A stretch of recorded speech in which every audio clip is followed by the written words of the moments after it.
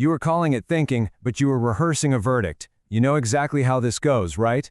You feel the heat first, and then your mind scrambles to higher reasons. And then those reasons, they dress that heat up to look exactly like the objective truth. Welcome to this explainer. Today, we're diving deep into the foundational concepts from the book, Being Logical. And look, being logical isn't just about sounding smart in an argument. It's about stopping that highly specific, deceptive trick your own mind plays on you. This book, Being Logical by D.Q. McErney, it asks for a colder, harder courage. Because as you'll see in Being Logical by D.Q. McErney, the real process of thinking starts long before your opinion even forms. So let's break down the main operating assumption today. Most of us think that a sharper, faster judgment means we're somehow closer to the truth.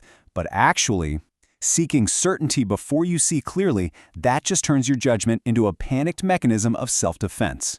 Now, the problem isn't that you judge. Obviously, you have to judge to navigate life. The actual problem is how and when you do it. There's this incredible idea here. The mind becomes dangerous when it loves its verdict more than its view. Our biggest issue is that we are constantly judging from a blurred room. And why do we do that? Well, it's because most of us don't fear being wrong first. We fear the feeling of being caught without our armor. Seriously, the vulnerability of simply observing, it's terrifying. So the mind just rushes. It frantically turns tension into a conclusion. It takes a fresh bruise and turns it into a hardened doctrine just to feel safe. Think of it like there are two distinct inner rooms in your mind. First, there's the courtroom. This is where most people live. It feels noble, it has this false moral urgency, but it's actually ruled by an invisible critic inside you that punishes any delay as weakness. It's screaming, decide right now or you are totally exposed. But then there's the other room, the drafting table, driven by architecture. Here the builder measures first. This is the slower, heavier, much harder work of separating the actual thing you're looking at from your own desperate need for self-defense. Section 1. Anatomy of Fast Verdicts. Let's look closely at how bad reasoning actually acts as a psychological escape route from complexity. See, when we rush to a quick verdict, we're usually just securing our social safety, and we're doing it at the direct expense of the truth. Let me ask you something. What are you actually protecting when you say the word obviously? Often you're not protecting the truth at all. You're protecting your social safety. Familiarity feels like evidence just because it arrives without any friction. You've heard a thought so many times it practically starts to wear your own voice. Honestly, the word obviously is usually just a locked gate masking deep identity defense. Sometimes your absolute strongest opinion is literally just your most familiar wound. Because there is a hidden bargain you make in that mental courtroom. When you give up accuracy, you reward a speed. When you give up nuance, you get belonging. And when you give up inspection, you get the absolute narcotic of certainty. But make no mistake, this bargain is a massive, massive tax on the truth. Your intelligence can decorate a fallacy or a mental shortcut until it looks like a completely reliable road. Moving into Section 2, Logic as Structural Architecture. We are now shifting away from that noisy, frantic courtroom and into McErney's quieter, way more rigorous architecture. We're going to descend right below the visible roof of your opinions to actually inspect the structural pillars holding everything up underneath. So the first load-bearing pillar is the term. A term is essentially the handle by which your mind grips reality, and it has to be held strictly still. If key words like respect, success, or evidence, shift their meaning mid-argument, your entire intellectual structure is cheating. A genuinely logical mind notices that swap. It refuses to let emotion secretly rename objects just to win a cheap point. Then we have the second pillar, the premise. This is a claim asking to bear weight. It's not a mood, it's not a suspicion, and it is certainly not a feeling. Look, I'll be blunt. A weak premise doesn't suddenly become noble just because your pain desperately needs it to be true. A false premise doesn't magically become true just because your social tribe rewards it. It has to be able to bear weight entirely on its own merits. Which brings us to the third pillar, the inference. This is the load-bearing bridge between what you've granted as fact and what you're now claiming to be true. And here's the thing, most logical errors live right here on this bridge. This is exactly where pride just leaps over the void, hoping to land on a comforting conclusion, while completely bypassing the incredibly hard work of building a solid path. This internal blueprint requires totally precise execution.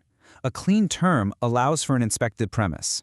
An inspected premise supports a tracked inference, and that tracked inference finally anchors a grounded conclusion.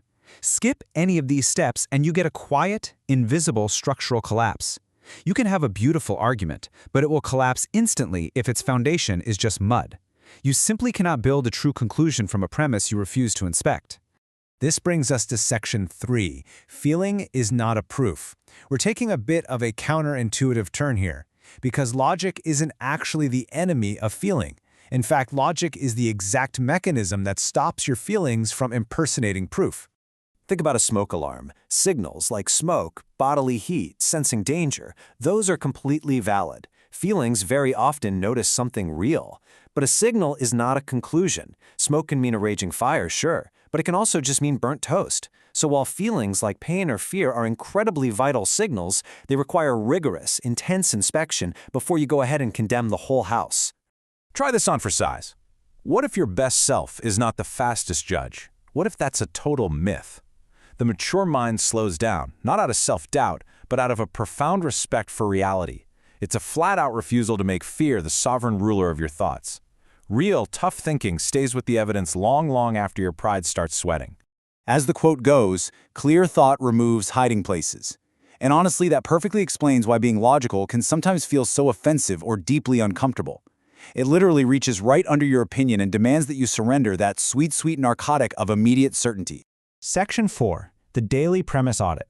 Returning to our main thread here, the absolute vital takeaway you need to grasp from this explainer is this: sharper judgment does not equal closer truth. Sharper perception does.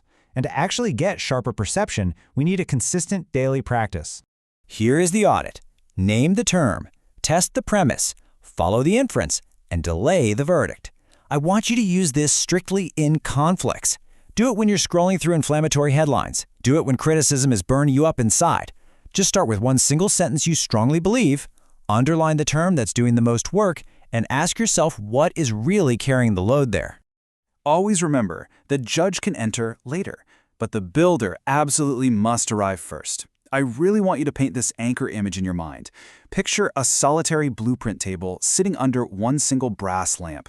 There's no crowd, there's no applause, it's just you, finally separating your intrinsic personal worth from your current passing thought.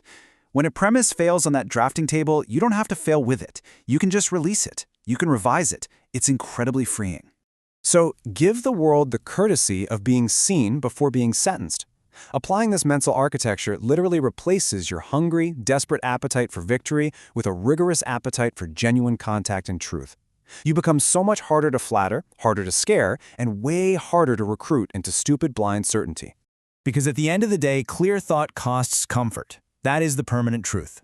The question is, are you brave enough to step into the drafting room? Continue to the internal transformation at opgawise.com.